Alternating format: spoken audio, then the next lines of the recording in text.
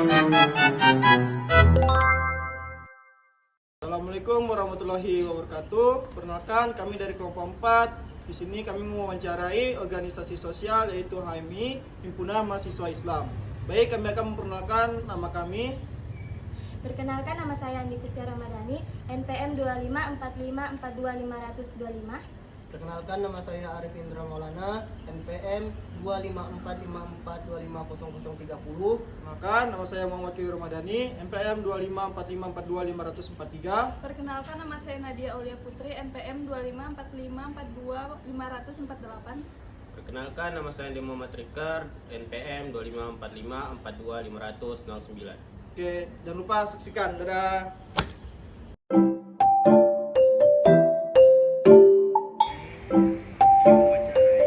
Assalamualaikum warahmatullahi wabarakatuh. Waalaikumsalam. Di sini saya dari kelompok 4 ya. 4 akan mewawancarai organisasi HMI. Terutama saya memperkenalkan diri terlebih dahulu. Nama saya Arif Indra Maulana. Nama saya Andi Muhammad Rikar Giswa. Untuk abangnya, Perkenalkan, nama saya Mas Sauda, ini sekaligus Ketua Umum Himpunan Mahasiswa Islam Cabang Tarakan. kemudian saya mau bertanya, apa sih latar belakang organisasi HMI itu? Jadi sedikit saya sampaikan bahwa sejarah daripada Himpunan Mahasiswa Islam itu didirikan pada 5 Februari tahun 1993, yang dimana HMI itu didirikan oleh Ayanda Lafran Pane dengan 14 orang teman lainnya. Kemudian HMI itu juga bersifat independen, artinya bahwa HMI tidak terikat atau mengikatkan diri dengan kelompok atau organisasi tertentu, misal partai politik maupun eksekutif atau pemerintahan. Kemudian HMI juga berasaskan Islam, tentu Islam yang asasnya karena dilihat dari nama aja Himpunan Mahasiswa Islam. Jadi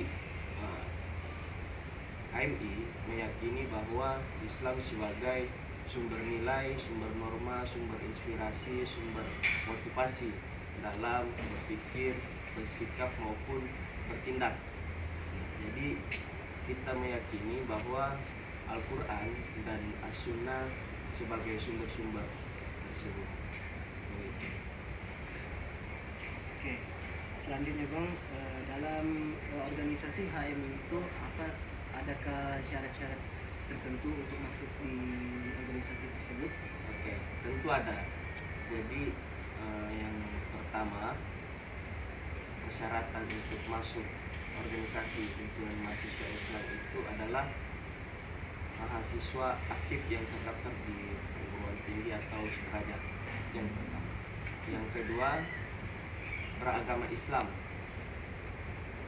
baik itu terserah agama apa, terserah agamanya apa, terserah alirannya apa, yang jelas dia beragama Islam, baik itu dia NU, Muhammadiyah dan lain-lain.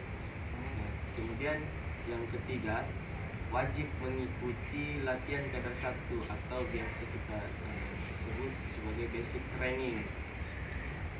Yang keempat, bersedia menaati peraturan anggaran dasar, anggaran rumah tangga dan keputusan-keputusan organisasi lainnya. Itu ada 4 persyaratan yang harus dimiliki oleh anggota mahasiswa yang ingin bergabung di HMI.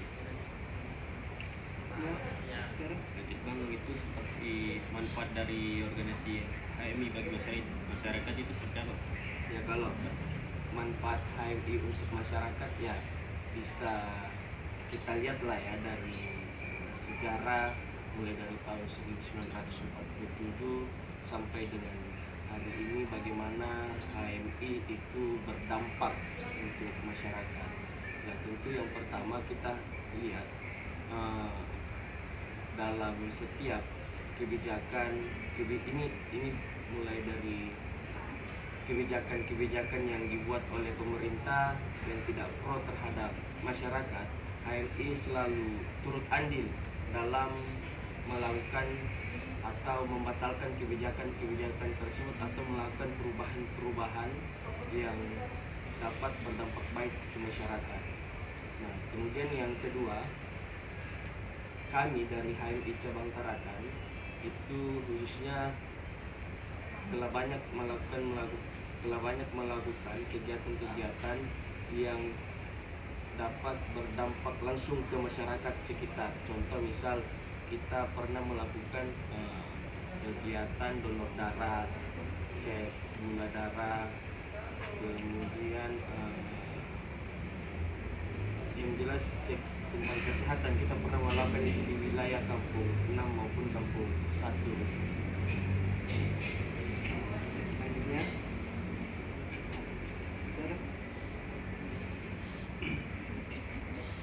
program apa saja kah yang dijalankan oleh organisasi yang lain? Kalau program kerja untuk saat ini kita fokus melaksanakan rapat pleno 1, di mana rangkaiannya itu adalah salah satunya mengevaluasi program kerja pengurusan HMI di tingkat cabang itu selama 1 semester. Kalau berkaitan dengan program kerja yang selama ini kita jalankan dalam 1 semester itu ada banyak.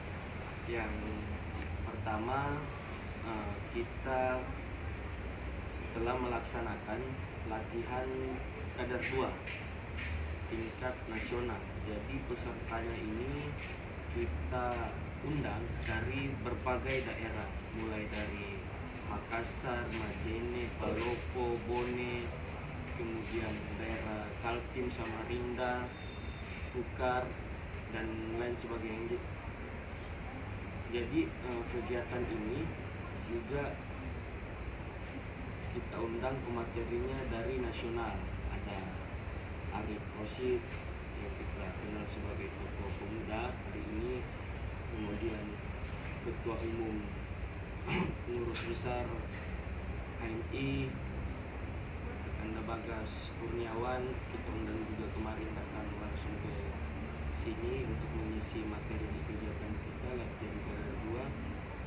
Nah, kemudian untuk kegiatan-kegiatan yang lainnya kita juga berupaya maksimal dalam pemilihan kepala daerah kemarin, bagaimana kita mengawal demokrasi itu berjalan secara adil, transparan, dan akuntabel. Contoh, kita mendaftarkan HMI di Komisi Pemilihan Umum Kota Tarakan atau KPU Kota Tarakan sebagai lembaga pemantau demokrasi begitu. Nah, masih banyak program-program kerja yang lain yang kita jalankan, contoh kajian-kajian terhadap anggota HMI, baik itu kajian-kajian materi wajib yang ada di HMI maupun kajian-kajian keislaman, keindonesiaan, kemahasiswaan, dan keorganisasian. Jadi Bang, selanjutnya ini lagi yang bertanya, apa tujuannya organisasi HMI itu dibentuk? Jadi pada prinsipnya HMI adalah rumah produksi intelektual muslim profesional. Jadi secara tujuan HMI dibentuk yang termuat di dalam anggaran dasar pasal 4 itu adalah terbinanya insan akademis pencipta pengabdi yang bernafaskan Islam dan bertanggung jawab atas terwujudnya masyarakat adil makmur yang diridhoi Allah Subhanahu wa taala. Jadi dalam tujuan ini itu HMI menginginkan para anggotanya atau kader-kadernya itu terlebih dahulu mencapai tujuan yang pertama, menjadi insan yang akademis. Jadi HMI itu menuntut para anggotanya untuk menyelesaikan terlebih dahulu studinya, atau bagaimana para anggotanya ini bisa melanjutkan studinya. Jadi salah kata orang jika mengatakan bahwa kader-kader HMI itu biasanya lambat menyelesaikan proses perkuliahannya. Itu tidak benar. Saya bantu itu bisa saya buktikan. Kita lihat aja dari tahun-tahun belakangan ini bagaimana kader-kader HMI itu dapat mencapai peringkat cum laude di tingkat universitas. Artinya HMI itu adalah bagaimana ia menuntut para anggotanya untuk menyelesaikan masa studinya terlebih dahulu. Ya. Jadi yang terakhir bang, yang selanjutnya dalam gejala apa yang dihadapi dalam mengelola organisasi HMI? Ya, jadi ada banyak sih permasalahan atau kendala-kendala kita dalam mengelola organisasi, apalagi di era saat ini yang kita kenal sebagai era teknologi. Ya. Jadi tidak menutup kemungkinan pengaruh teknologi itu sangat berdampak terhadap anggota kami di itu kendala-kendala yang kami hadapi hari ini adalah lambannya kami beradaptasi dengan perkembangan zaman.